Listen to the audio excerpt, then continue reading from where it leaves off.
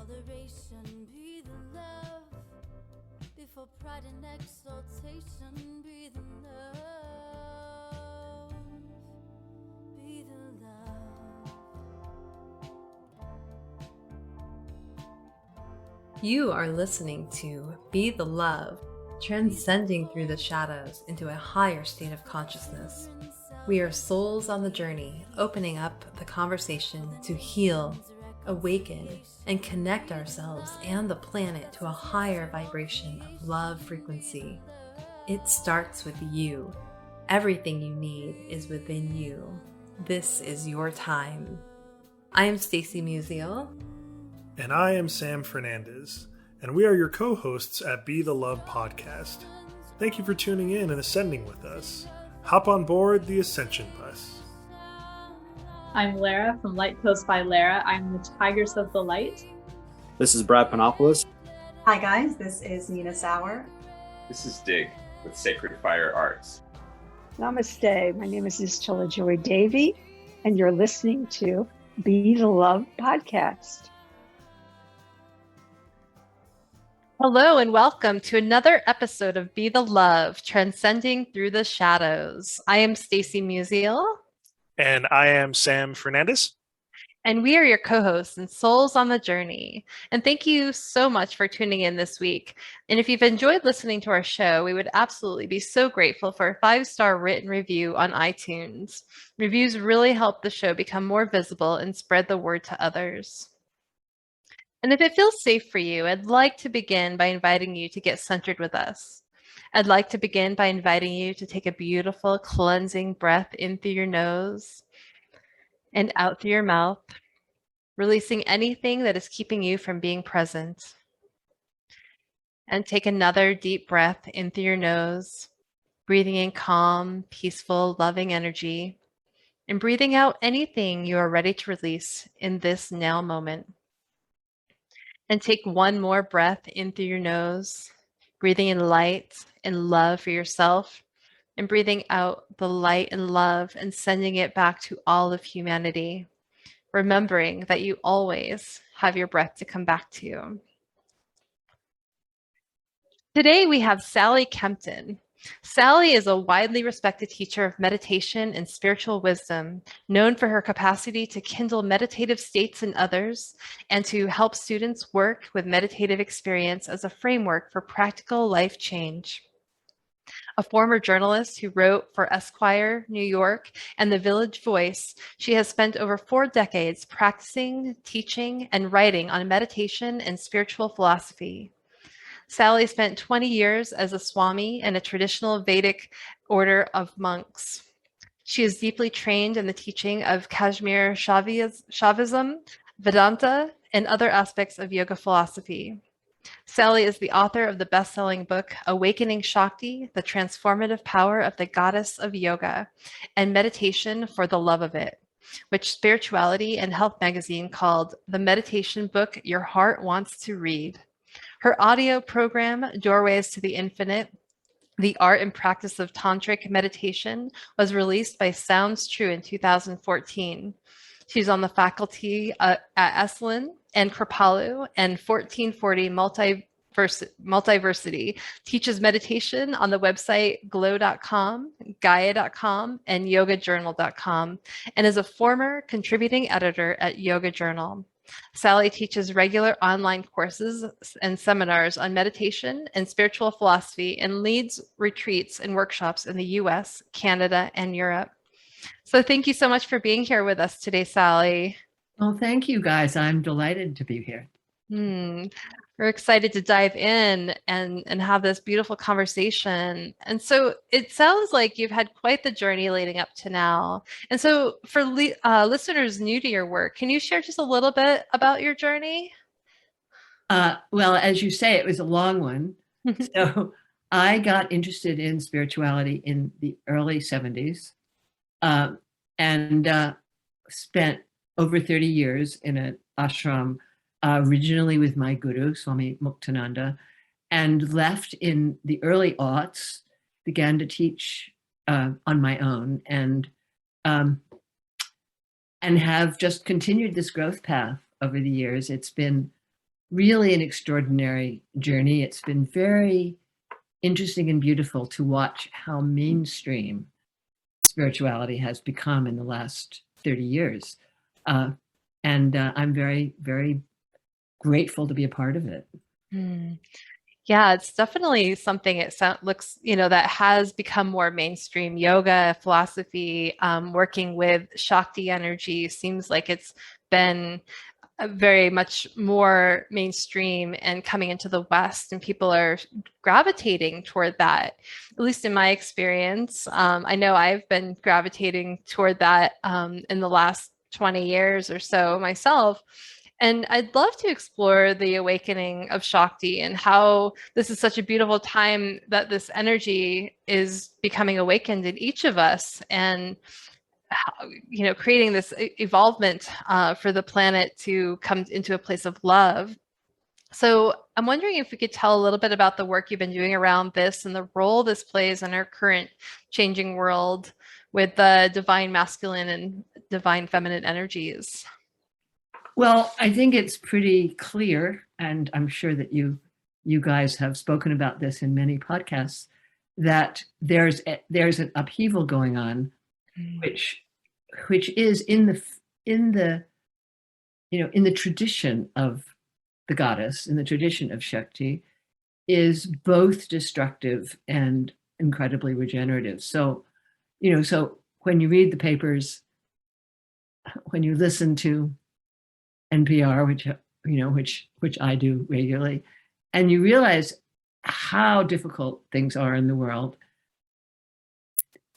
it's very easy to feel despair. It's very easy to feel as though humanity has somehow come to a crossroads that could very well end up denuding the planet of many species, including ourselves. And so what is it that's happening through this upheaval that we as conscious beings can see in a different way? And my experience is that there is a kind of profound karmic reckoning, cleansing going on the planet, and in our socio-political lives. Part of it is, of course, just the cycles of reality, and part of it, I believe, along with many people, is offering an opportunity for a profound leap in consciousness that I feel as though I've been personally preparing for many, many years. I think that's true of a number of us. And though, we have no idea of the outcome, but one of the things we are beginning to understand is how much our inner connection to the divine underpinnings of the world is crucial, not only for our personal journey, but for actually making a difference on the planet. So my work is really about that connection, about finding your own personal connection to the divine within, whether you see the divine in a formless form or in a feminine form or a masculine form. It's really our connection to the felt space of awakened consciousness that is going to make the difference. And so I just try to help people, show people what it means for them as we explore the possibilities. So I can be more specific, but I think your question was relating to kind of the general, oh my God, that we're all feeling these days. Yeah, there's been a lot of upheaval, and I think a lot of shifts happening, and a lot of people are feeling that and sometimes not really sure how to manage some of those energies. And so I'm wondering if you can, go a little deeper and tap into, like, how do we tap into that divine part of ourselves to manage that upheaval that's happening within as well as without? Okay, so the traditional methods of meditation, prayer, what we call in the Indian, especially in the tantric tradition, bhavana, in other words, creating attitudes that through which you look at the world, these are today as ever really the methods. So my own experience is that it's utterly necessary for real contact with your inner source. It's utterly necessary to meditate regularly. The other piece that I've spent many years working with, in which I'm very much returning to these days, is the process of invocation, which in the goddess traditions of India is often done through mantra and chanting. So to work with a mantra, especially a mantra that is empowered for you, is probably the quickest, I would even say the safest way to make a divine connection. And it's very simple, it's very traditional. It's not way original, but it is the most effective method I know. And, in my own life, there's nearly always some Sanskrit chant that I'm practicing regularly, because again, I've found that the resonance of some of these chants, and Sanskrit is not the only language in which resonant words occur, but these chants, which are thousands of years old, which have been used to clear the atmosphere, to cure your psychic atmosphere, really to change the consciousness of the energy around you, that these are profoundly helpful in, I have literally found that the sound, but the vibrational resonance of certain chants will absolutely transform the atmosphere of a room, of the space around it, of your garden, and that the more of us are really willing to tap into this profound sacred science of mantra, the more our voices can resonate. So those are really my recommendations: meditation and mantra, and whatever we do to transform the way we think about reality. I completely, resonate with that, as far as like the sound, the frequency of sound, which can be so powerful and change the vibration of something. I've experienced just oming with others. And when you have a group of, people who are oming, whether you're doing it all in sync or doing what they call waterfall oming, where you're all doing it at this time, as you're needing to, at different intervals, which can be super powerful. And so it sounds like there's, because you mentioned other mantras, and maybe finding a mantra that resonates with you based on maybe what you're wanting to work on, or maybe with a goddess energy. So how would one like find a mantra that would really connect with their own energy? Like, what would be the first step someone would need to do to find that? Well, traditionally, of course, you receive a mantra from a teacher. I would say that the most important thing in a mantra is that it have the resonance of a particular lineage, which is, and the energy of the lineage will empower and enliven the mantra. So when you begin repeating it, it's, you have the backup really of the centuries of practice that have gone into it. So if you don't have a connection with a specific lineage, which of course many of us don't,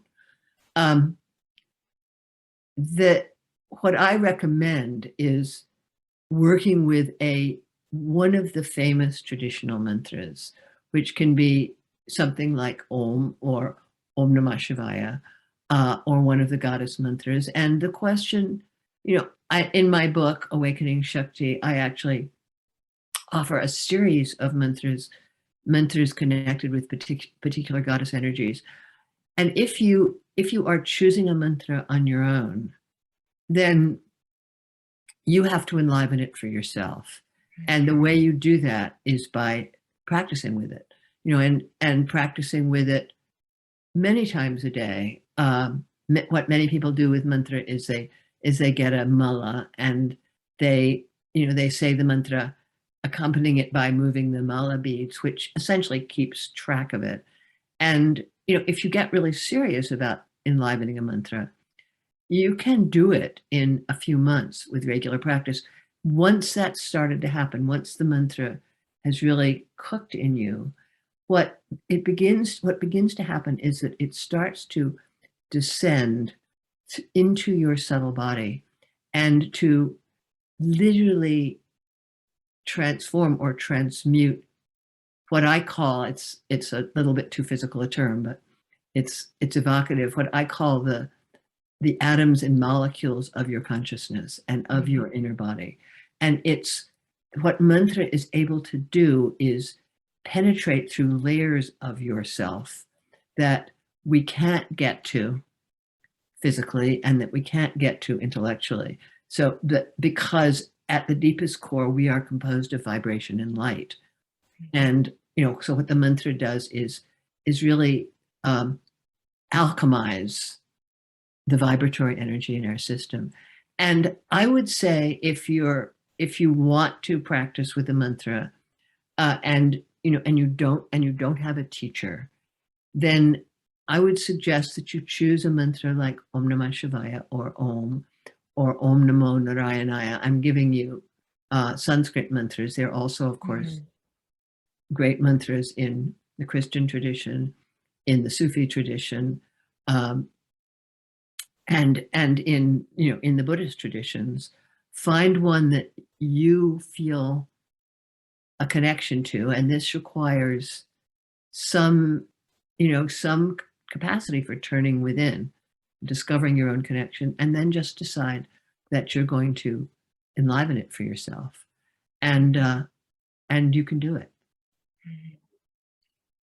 And I'm wondering, is going into that, is if someone were to find that, maybe a mantra that they resonate with, or maybe they find a teacher, but what is the intention behind that? So what would be the best practice for setting an intention going into mantra practice? Well, I think the best intention for any practice is, may this be of benefit to all beings, including myself and my friends and relatives. But having that fundamental wish for your practice to be of benefit is it's not only a great intention for helping us transcend our rudimentary human selfishness, it also helps the mantra actually do what you intend it to do. And it's also, of course, you can practice anything with a personal intention. May this be of benefit to my health. May my problems be resolved. There's no reason not to bring your personal concerns into your practice in the form of intention. But it should always be accompanied by a general wish for the well-being of all and for the earth. I love that. Yes, we're like really focusing on outward, but like cleansing the inner, which does manifest on the outward and magnetizes or has that ripple effect to the outward. So the intention of clearing that energy in the greater world is beautiful. Well, one of the great, I would say, the greatest teachings of Buddhism is the teaching of Bodhichitta, which Bodhichitta, as I'm sure you know, means awakened heart mind. And the root of Bodhichitta is the desire for all beings to be free, for all beings to be enlightened, for all beings to love, and it takes quite a bit of inner work to begin to make this your own genuine motivation. Because we're generally motivated by the desire to make our own lives better and the lives of our friends and family better. And it's, a very interesting part of spiritual practice is learning how to keep those things in balance. And, and the understanding of bodhicitta, at the core of it is everything is a part of myself. My own consciousness is the consciousness that is at the heart of everything in this world. So there is no one suffering that is not going to affect me, and there's no one's happiness that isn't my happiness. And so, so all the practices that we do can be informed with this understanding and with this really deep wish for the enlightened freedom and love of all beings. And, it's a very nice sentiment. We all feel really good when we're thinking like that. But to make it actual for yourself, to make it real for yourself, to actually look into your own motivations and see where you hold back is necessary and really makes a huge difference. So this is how we personally transform. And recognizing that there's really no separation between myself and others, and we are all one consciousness. Yeah, we are all one consciousness, and we are all unique, which is one of the great paradoxes of reality. We all have our own wisdom, our own love, our own karma, of course. And so to somehow to learn what your path is, your personal path is, the path that allows you in all your uniqueness, to overcome the qualities that keep us stuck and unable to connect to others in the world. There's a whole inner cleansing aspect of spiritual practice that is kind of easy to forget when we're doing sort of exalted, let's change the cosmos types of awareness. So to always be looking inside with enormous humility and realizing, in what way am I not walking my talk? In what way am I not really able to be open-hearted and intimate? And, on the other hand, in what way do I need to have stronger boundaries? In what way do I need to, clean up my company, my diet, my, all my programs? So it's a pretty powerful and interesting journey. This journey, it's positive in the positive actions that we take, and what we could call the remedial or purificatory actions that we take. Absolutely. And it takes a big level of awareness to really tap into that energy. And so I'm wondering if you could talk a little bit about, maybe even using mantras or, other practices to evoke the goddess energies to manifest our deepest desires and the changes that we want to make in our lives. Yeah. Well, the practices that I do personally and that I advocate in my courses and classes and in Awakening Shakti. I'm going to show you this book because it's got so much information in it that I could not possibly convey in the amount of time we have. So there's a couple of practices. One is working with the goddess mantra, which is crucial. And, for instance, almost all of the Hindu deities have Gayatri mantras associated with them. And a Gayatri mantra is a three-line mantra in which let's say you're invoking Lakshmi, the goddess of love and abundance, who is always a great energy to bring into your space, because she is the most profoundly positive of, one of the most profoundly positive deity energies that you can connect to. So there's a Gayatri mantra associated with Lakshmi, which goes Mahalakshmiye cha vidmahe Vishnu patnye cha dhimahi tanno Lakshmi prachodayat. And this means I invoke the presence, or actually we invoke the presence of Lakshmi. We meditate on great Lakshmi. May Lakshmi illuminate our mind. And as I say, that the form of that mantra is adapted to different deities. So there's a Durga one that goes Om Katyayanaye Vidmahe Kanyakumari Dhimahi Tanno Durgi Prachodayat, which refers to her under the name Katyayani, and also to her young girl form as Kanyakumari. So most of these mantras invoke the traditional name of the goddess, some of her attributes, and as you say such a mantra, the Gayatri mantras are extremely powerful. As you work with this mantra, you get a more and more of an internal sense of the energy of this particular goddess within you. Another practice, and I actually have a meditation CD called Shakti Meditations, in which we do visual meditations of, I think, 11 different Hindu goddesses. And in this practice, you would use a murti,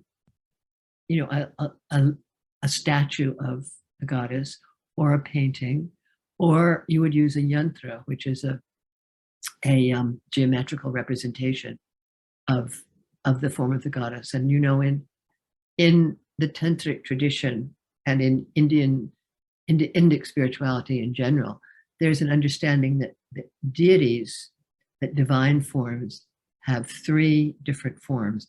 One is the mantra, the sound form. One is called the stula form, the physical representation, which corresponds to our physical body, though of course it's a much subtler body. And the yantra form, the geometric form, which usually consists of triangles, squares, and circles arranged in a particular pattern, and which you can meditate on. It's a visual form that you can meditate on. The most famous one being the Sri Yantra, which Stacy is wearing around her neck. So you could use that Sri Yantra form as a way of meditating on the great goddess, because it is the yantra that represents what I call the ultimate goddess, who has different names, but who is the one creative power in the universe. So that's how you get close to goddesses. You use a mantra, you do a visualization, and I can do a meditation with you a little bit later on with one of the goddesses, and you actually cultivate the skill of bringing her into your own body. The traditional way of practicing with deity energies is to actually breathe them into your own heart. So connecting to an individual goddess form, whether visually or through a mantra, and there's the payoff, so to speak, to this practice. And I can tell you from my own experience that this really happens, is that you begin to experience a presence inside yourself, almost as though your energy body has been infused with the quality of this deity. And it's at that point that you as an individual being begin to be empowered by this divine energy. And it begins to move through you. And at that point, your words and actions carry that energy. It's what gives us healing hands, for instance. It's what gives our words the ability to make a difference to people. And by cultivating that energy, by cultivating a particular goddess, we literally empower our own goddess. And this applies equally to the masculine deities.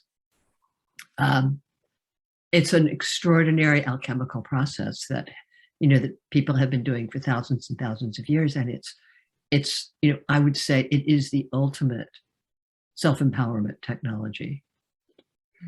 So I have a question for you. So when after we do the meditation, the mantras, invoke, whatever deity we desire, and we feel that presence in us, what is the next step for us? And what I mean when I say that is, is there anything specific that we have to do? Like, do we communicate with this deity about what our intention is, why we called it, to us, or does the deity kind of, once they're in, they're like, okay, well, I kind of know what's going on, and we just let the deity kind of do their work?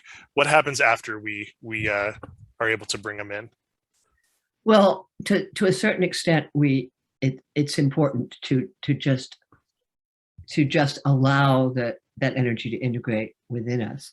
But of course, most of us invoke divine presences for help.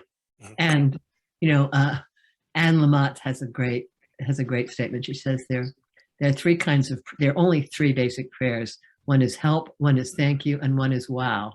So you find a way to express the wow. In other words, I feel you. I feel your, the sparkling crystalline energy that is coming into me, or the deep peace that's coming into me through this practice. And you say thank you, and then you ask for help. And I'm all for direct petitionary prayer. So whatever it is that you're struggling with, at a certain point, you learn that you can turn it over. And every religion in the world has, some form of this, of this encouragement to turn your troubles and your desires over to the divine, understanding that they can actually take care of it. And we learn this over time. It's obviously it's mysterious, doesn't always happen in the way that you think it will, but as you become more familiar, and as your consciousness gets transmuted by your relationship with these energies, you become actually much more comfortable in asking for help. You begin to realize that deity, Shakti, is in every particle of the world, so can be invoked anywhere and in anything, and actually has the power to show up in many different situations. So as long as you're not,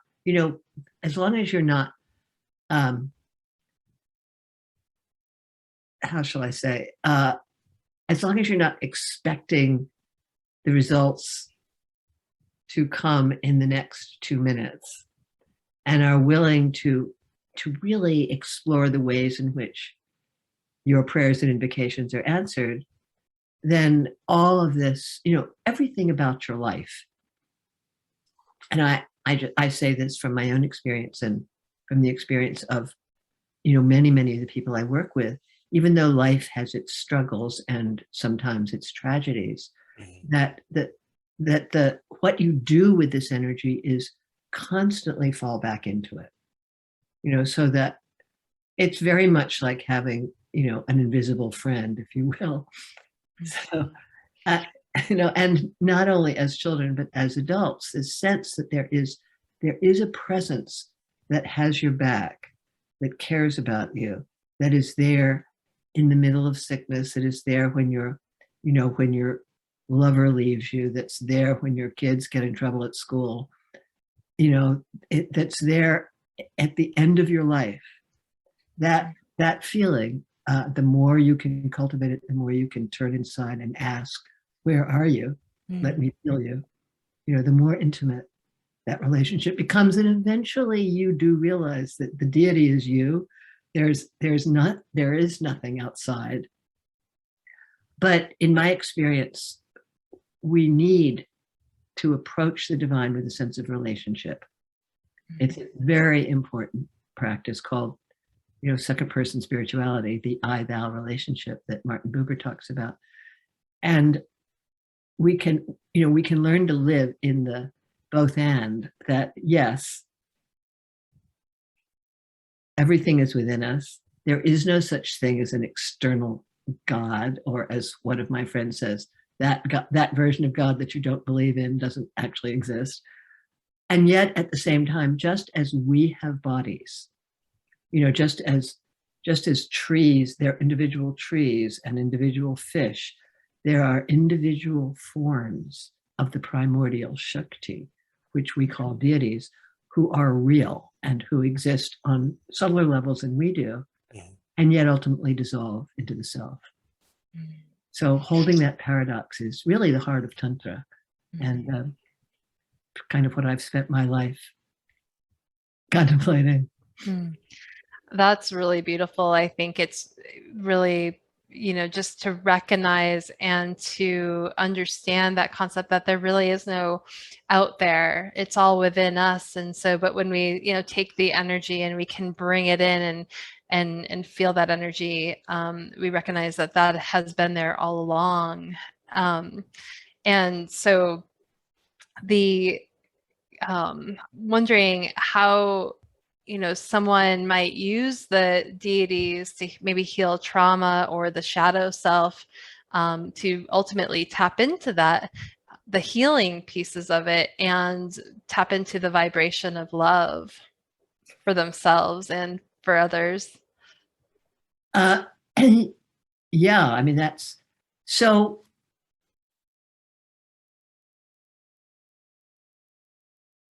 What deity practice is the practice of forging direct connections to the power of grace, which is really the primordial energy of healing in the universe.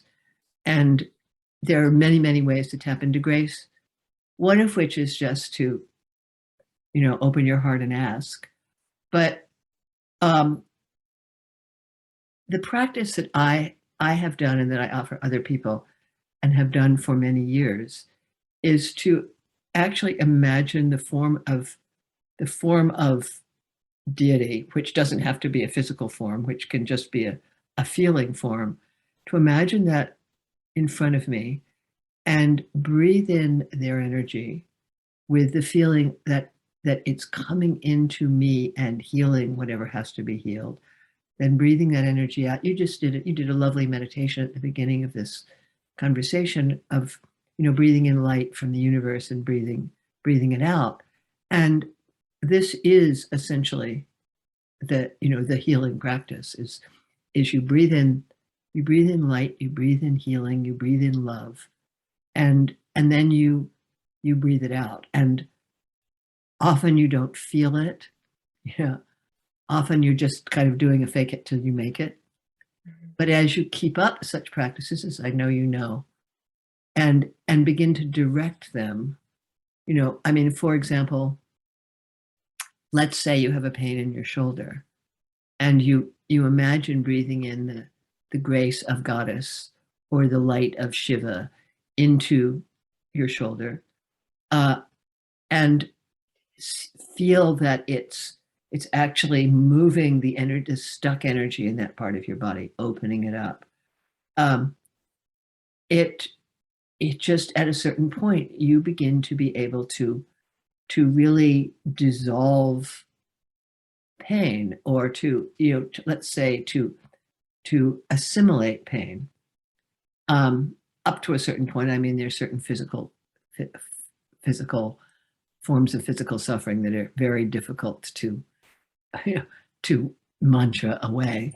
But in general, the ordinary pains in the body mind can be healed by that very simple practice of breathing light and love into them, and letting it dissolve and transmute the feeling. And yeah, recognizing that the energy, the emotional energy, is that of just energy. So transmuting, it sounds like, just with the goddess energy or the energy of the light and love, and moving it into that space would ultimately transmute that energy. Yeah. It's a famous alchemical principle. The subtle overwhelms the gross.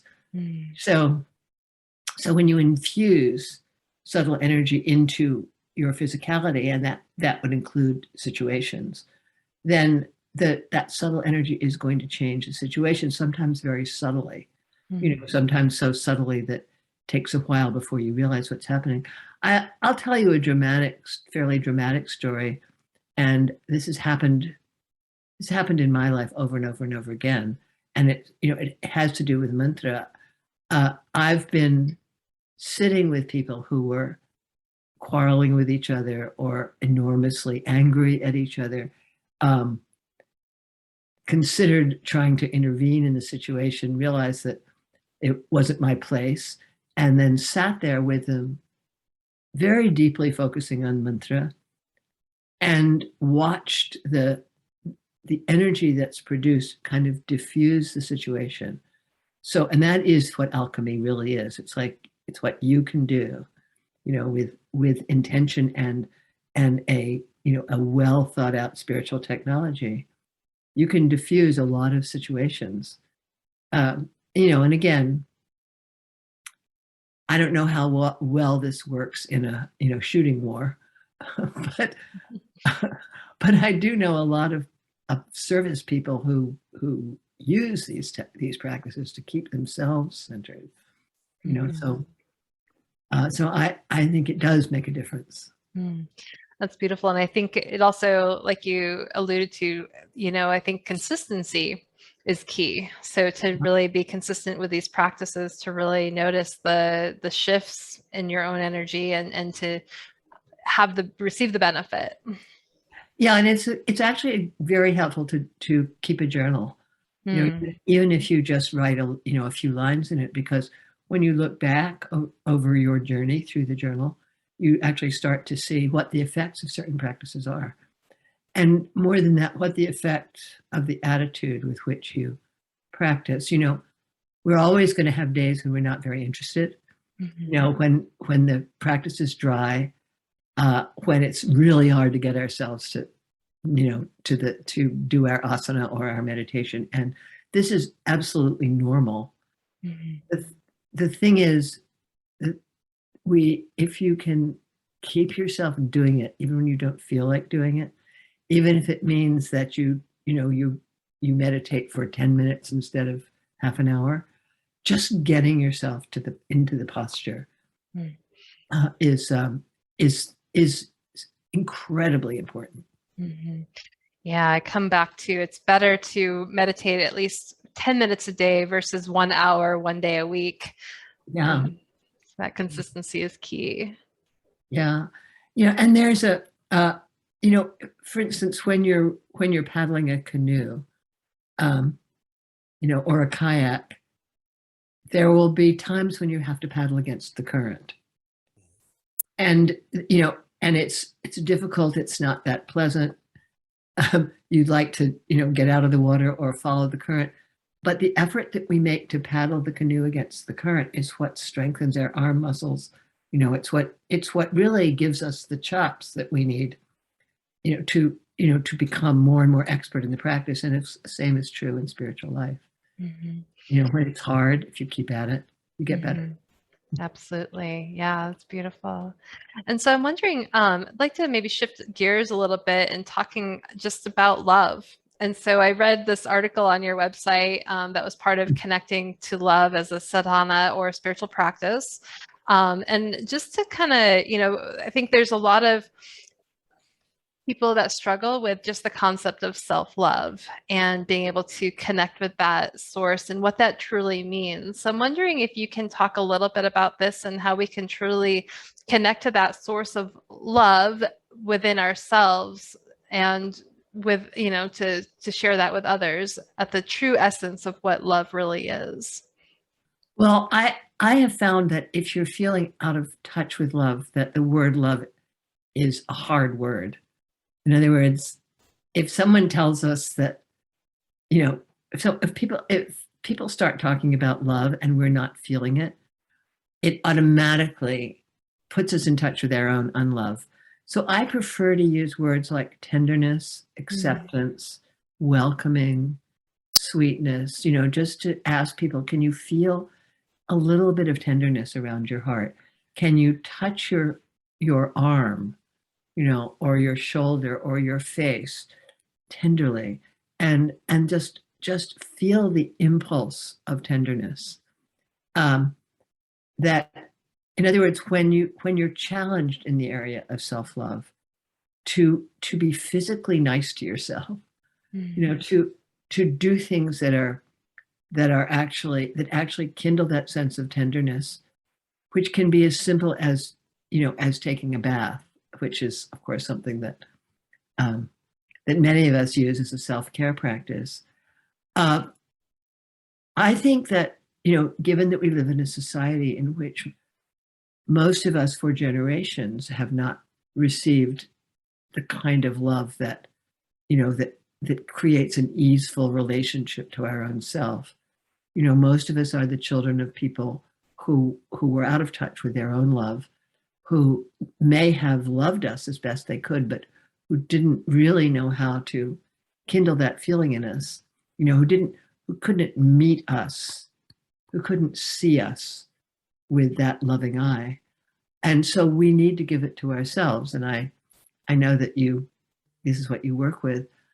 One of the practices that I often do, and I'm sure that you guys may know this practice as well, is to look into my own eyes in the mirror and imagine myself sending love to the person I see in the mirror. And there's something about that practice that, first of all, the person you see in the mirror doesn't necessarily feel like you. So, and for many of us, it's easier to be loving towards another person than it is to be loving towards ourselves. But when you do that mirror practice, it will eventually kindle that tender feeling in yourself. So I consider self-love to be probably the life work, the hardest life work any of us do. And it's very important to realize that it's not an overnight process, and that if love is too big a word, how about I accept myself? I welcome myself. I feel tender for myself. I forgive myself. I forgive myself for that stupid thing I said. And if you can't forgive yourself, to work with that, like, okay, I'd forgive my child if they said that. Can I forgive myself like I'd forgive the child? So it's a sadhana, it really is. And there are many, many aspects to it. What I've found over the years, because it was all, it was definitely as much of a problem for me as it is for anybody else in modern day America, is that, you practice it, you practice coming back to tenderness, you practice talking back to your negative, critical inner voices, you practice talking back to, your critical mother in your own head.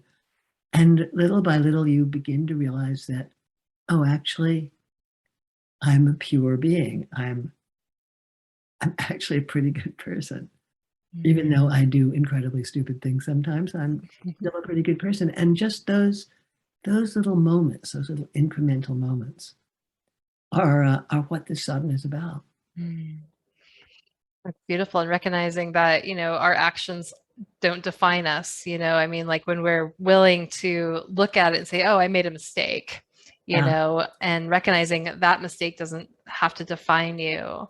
And one of the things that even, I've learned over the years and that I teach my clients of, to look at some of those things, even if like love or acceptance, forgiveness even are too hard to get to, just even softening it with, okay, well, I'm open or willing to begin to start forgiving myself for this.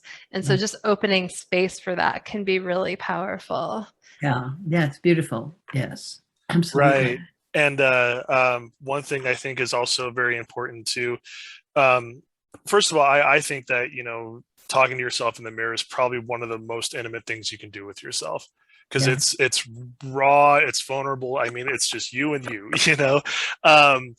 But another thing that I find really important too is like you were saying, Sally, and like you were saying as well, Stacy, is, it's okay to not, dive deeply in love with yourself right away. A lot of us really don't know how to do that, especially, the society we grew up in.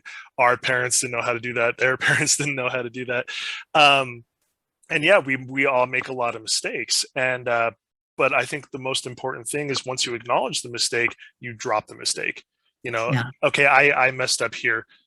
That's it. Not, oh, I messed up here and, I always mess up. And because we could have that inner dialogue and it's instant, we have to catch ourselves right away.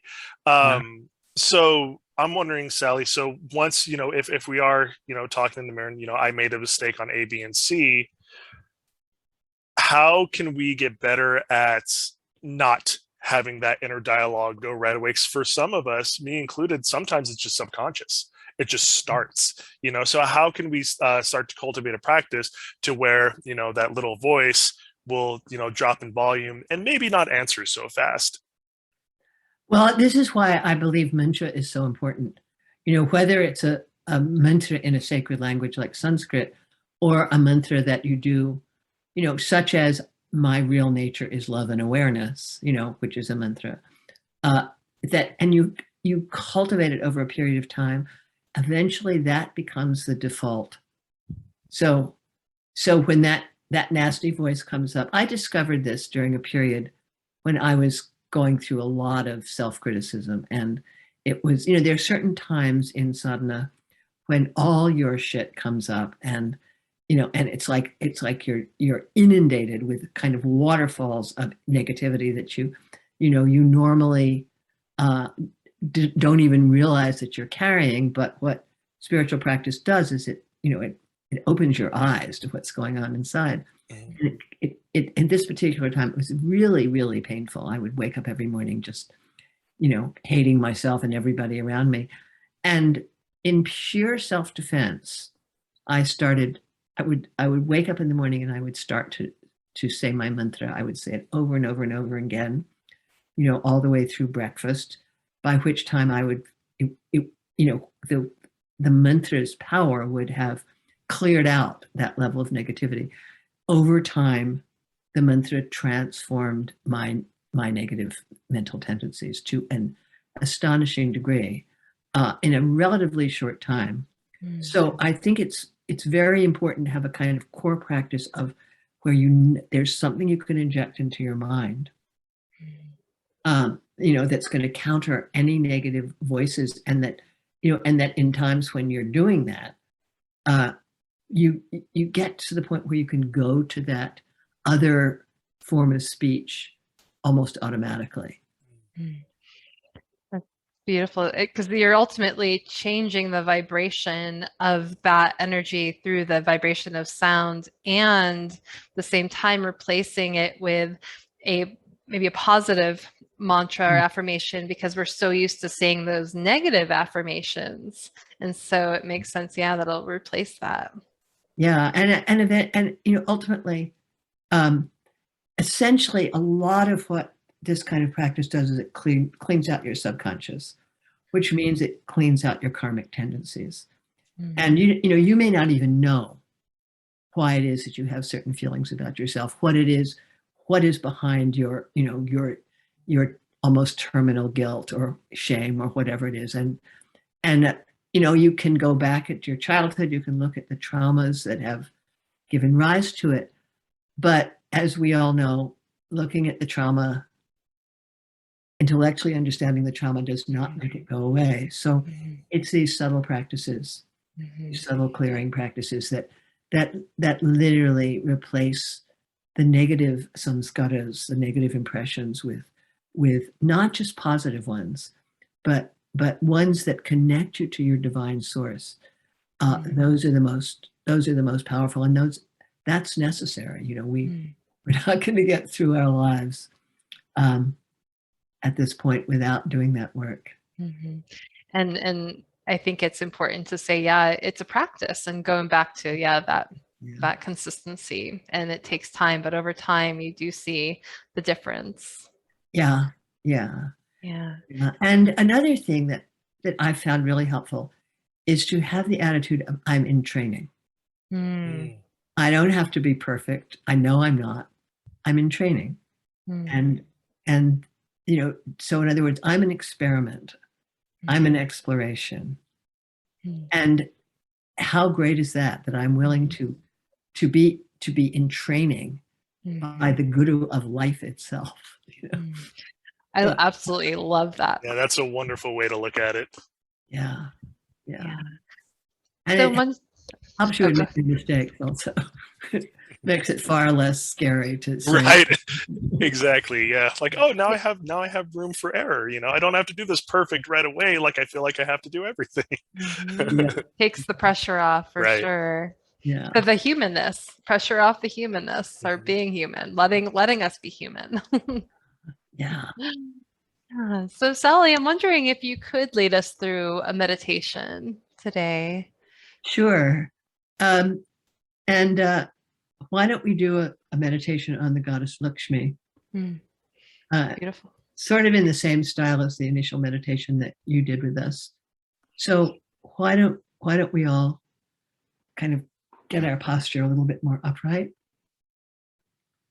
Feel the groundedness between our sit bones and the seat. Just feel the sit bones sinking into the seat. Inhale down towards the sit bones with the feeling of grounding. Exhale upward, feeling that your breath lifts the spine up through the crown.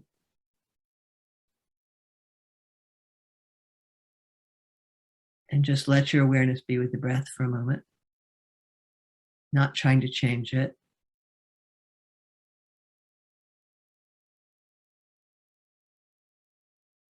Now feel that seated in front of you is the figure of a love-infused golden feminine form. Whether you visualize her or not, sense her presence, sense how absolutely ready this being is to be with you in this moment.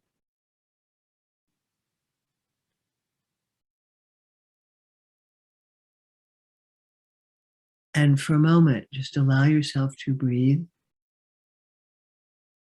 and open yourself to feeling the presence of Goddess Lakshmi, who is the deity of every form of abundance, who heals our physical and emotional difficulties, who fertilizes our lives, who fulfills our desires, and who is the absolute light form of divine love. As you breathe in, feel that your heart connects to the heart of Lakshmi, that you're breathing in her love, the love from her heart into yours. And that with the exhalation, you allow that love to spread through your body. So you're simply receiving from the goddess.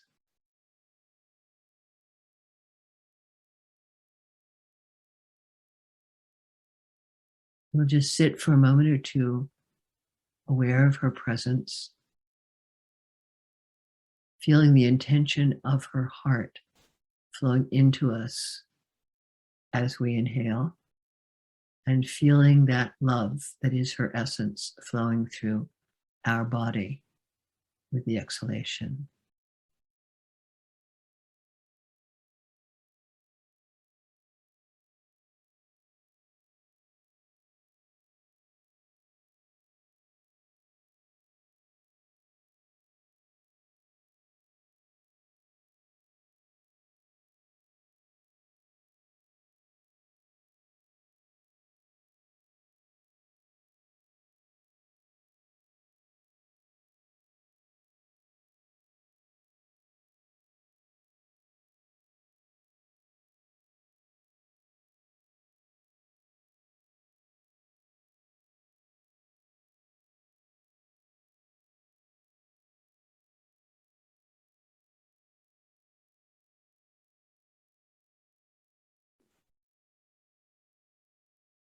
Now, as you inhale, feel that you inhale Lakshmi into your heart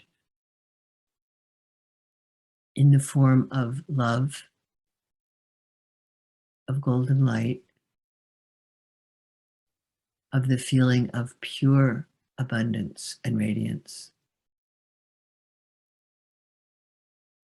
And allow her to nestle into your own heart.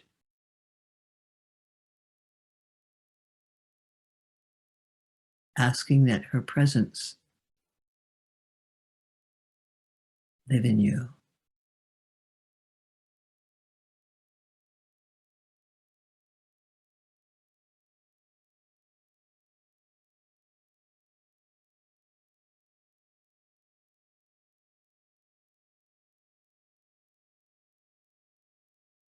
Om Shrim Hrim Mahalakshmi Namaha. And you can open your eyes.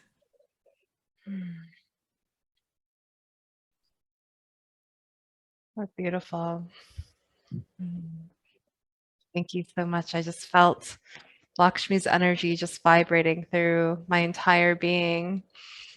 And I wanted to share a story that I was remembering also, as I was on a road trip with some friends last year, and my car was having a hard time getting up the hill. It was starting to act funny and make some funny sounds and stuff. And so my friends, my goddess friends and we got out of the car and we like called in Lakshmi's energy to surround the car, and we were dancing to some beautiful kirtan music, and all of a sudden my car started to start back up and move again. And so it was just like a beautiful, it was just a powerful experience to have. So thank you for bringing us to that energy with Lakshmi.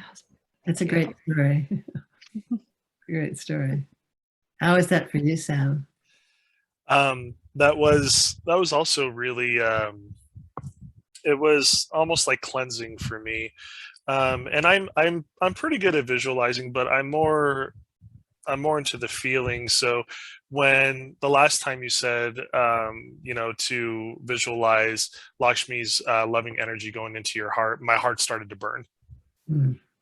So, I kind of knew like, okay, and it was kind of, it was almost like two explanations. Like, yeah, I felt the love go in, but I could also feel that, my heart was a little resistant of it, but also curious, if that makes sense. So, but yeah, it felt really, like I said, it felt really cleansing. And yeah, I feel empty, but in a good way, like kind of flushed, I guess you could say. Beautiful. Yeah. Beautiful. So thank you so much, Sally. So I'm wondering if you could tell our listeners how they can find you and what you're currently working on. My website is sallykempton.com. I'm also on Facebook, but so there's material on Facebook, and the name of my Facebook site is Sally Kempton Awakened Heart, one word. Facebook, however you do Facebook. And I'm starting a course in early October, which actually, when this podcast airs, there will still be the possibility of taking it. It's called Cultivating Shakti. And it is actually about the practices that we do to bring our sense of connection to that primordial, that positive primordial energy, and also to help us assimilate the dark side of Shakti, which we're experiencing in a lot of ways these days. So that starts October 7th and runs for 5 weeks, and it consists of lectures, a lot of audio meditations. There's a great community, listserv community that's very supportive, question and answers. It's a pretty full-on audio course with some Zoom elements. And you can find out about that on sallykempton.com. Beautiful. And we can add all your links to our show notes as well. Right. So, yeah. So thank you, Sally, for being here with us today and sharing your experience and creating this conscious conversation. It's absolutely beautiful. And thank you for the work you're doing. It's gorgeous. It's so needed. Thank you. And thank you for listening to our show. Stay tuned for more episodes being released on Mondays at 5:55 a.m. Mountain Standard Time. And if you've enjoyed listening to our show, we would absolutely love a 5-star written review on iTunes. And of course, please share the love by sharing it with your friends. And if you want to support the work we're doing, please consider making a donation to our show by visiting our Patreon website at patreon.com/BeTheLovePodcast. And until next time, love yourself, love each other, and love the world. We love you. Love you guys. Take care. We'll talk to you later.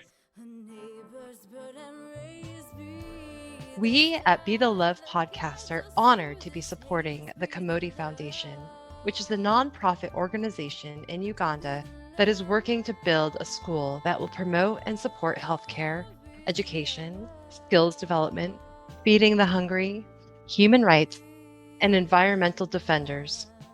Their goal is to work with young mothers and single mothers, street children, and vulnerable families who lack nurture as they guide them to become productive individuals, which will lead to a productive generation.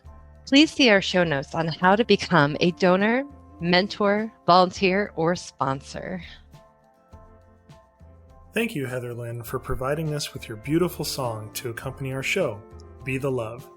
If you would like to learn more about Heather Lynn and her music, please visit her website at heatherlynnmusic.com.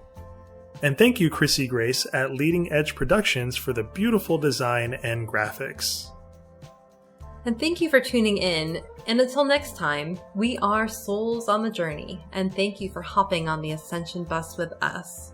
And remember, there is always a seat for you.